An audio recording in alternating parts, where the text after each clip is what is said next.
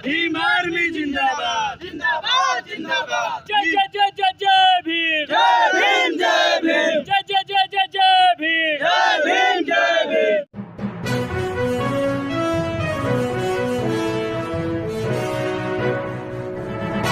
Sir किस कारण से काफिला आप लोग लेके चले?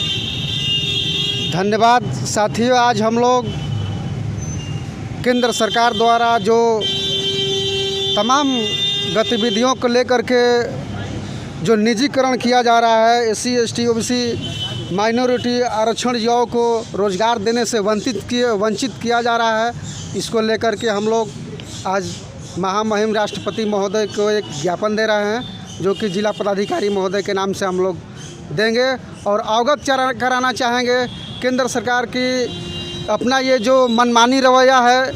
ये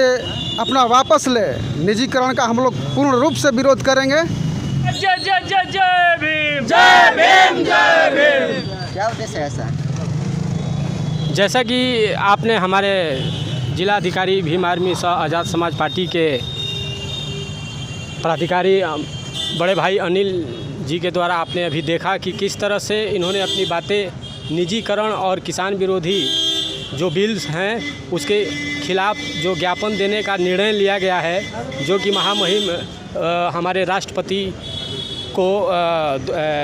यहाँ के जिला अधिकारी के द्वारा दिया जाएगा। जिस तरह से ये केंद्र की सरकार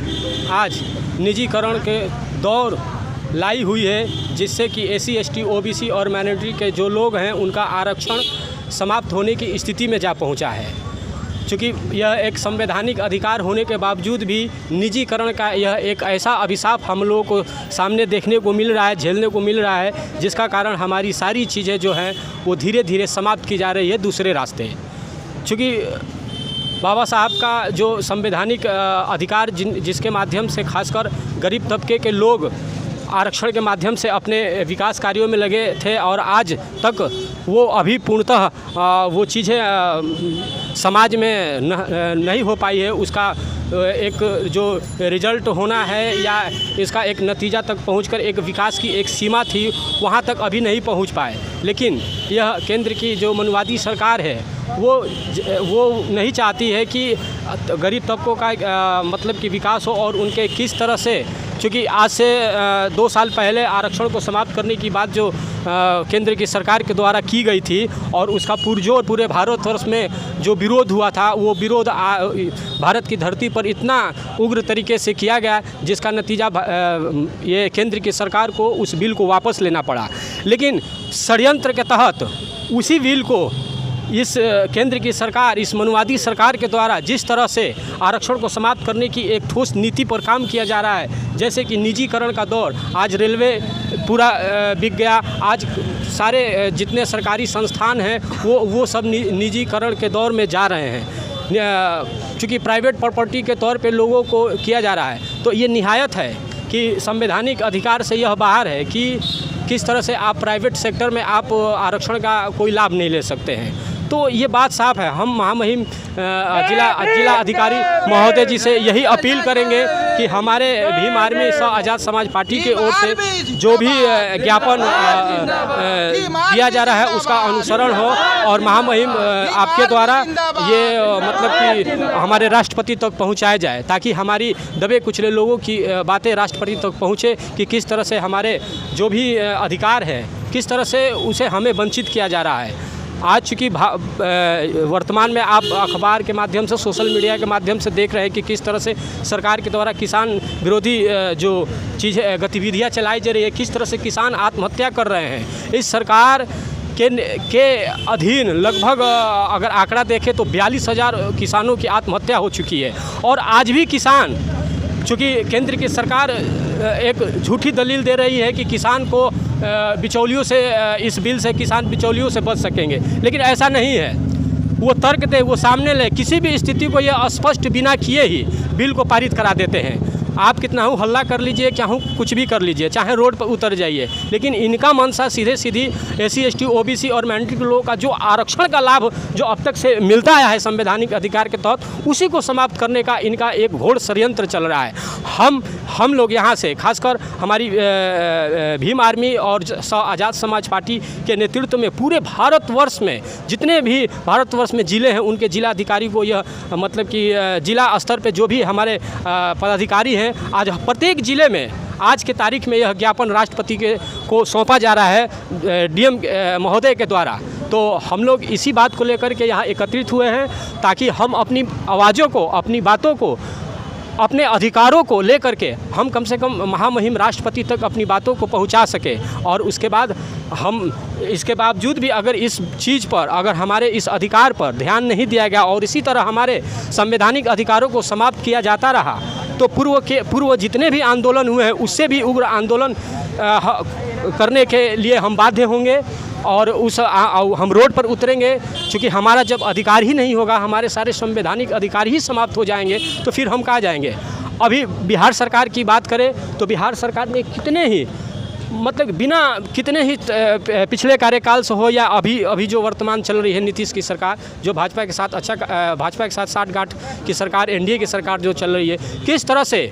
गरीब गुरबों यानी SC ST OBC के जो उच्च शिक्षा में जो स्कॉलरशिप का प्रावधान था उसे कितना आसानी से ख़त्म कर दिया गया, उस बिल को भी पारित करा लिया गया। यानी गरीब का बेटा, किसान का बेटा अब उस आरक्षण का लाभ यानी उच्च शिक्षा में जो भी स्कॉलरशिप की व्यवस्था थी अब वो नहीं मिल पाएगी। इसका मतलब किसान का बेटा नहीं पढ़ पाएगा, मजदूर का बेटा नहीं पढ़ पाएगा। क्योंकि इस वैज्ञानिक युग में यदि आप तकनीकी ज्ञान से वंचित रह जाएंगे तो आप कहीं के नहीं रहेंगे। क्योंकि आप ये सर्वविदित है, आप जानते हैं ये बात कि आज का स्कूल कॉलेज सिर्फ डिग्रियां देने का काम कर रहा है। यानी भारत में शिक्षा की व्यवस्था इतनी गिर गई है कि सिर्फ और सिर्फ साक्षर का वो जो डाटा है उसको भरने के लिए कि भारत में इतने साक्षर लोग हो गए, बाकी किसी तरह की कोई तकनीकी शिक्षा को बढ़ावा देने के लिए इस तरह का कहने को वोकेशनल कोर्सेज या आदि सब चल रहे हैं। लेकिन जब आपका स्कॉलरशिप ही समाप्त हो गया तो अब आप वोकेशनल कोर्स करें या कैसे करें। अब आप मेडिकल की पढ़ाई या नीट की वो जो भी एग्ज़ाम्स आप देने जा रहे हैं, आपके पास 20 लाख होगा तो आप मेडिकल की पढ़ाई MBBS की पढ़ाई करेंगे। आपके पास कम से कम लाख रुपए होंगे तो आप ITI करेंगे या पॉलिटेक्निक करेंगे, वो जो भी अभी भारत की कोई भी राज्य सरकार ने इस तरह का बिल नहीं पास करवाया। अभी UP में जाइए, UP में चूँकि पिछले कार्यकाल से ही जब सपा का या बसपा का जब वहाँ हुआ करता था सरकार, तो वहाँ जो खासकर SC ST OBC के स्कॉलरशिप के नाम स्कॉलरशिप देकर जिस तरह से तकनीकी शिक्षा लोगों को मुहैया कराती, आज भी वहाँ जारी है। चूँकि सरकार की ये जो षड्यंत्र नीतियाँ हैं वो एकदम से आपके हर अधिकार को समाप्त करने की स्थिति में है। इसके लिए हमें एकजुट होना होगा। आज हम उसी एकजुटता का एक छोटा सा प्रदर्शन इस जिला मुख्यालय कलेक्ट्रेट पर हम लोग आए हुए हैं। हमारे साथ भीम आर्मी के जिला अध्यक्ष बड़े भाई अनिल प्रधान जी हैं, जिनके नेतृत्व में हम लोग आज यहाँ एकत्रित हुए हैं। और हम यह बताने के लिए काफ़ी हैं कि आज हम ज्ञापन दे रहे हैं, कल लेकिन हमारे अधिकारों को लेकर, हमारे संवैधानिक अधिकारों पर अगर इसी तरह कुतारघाट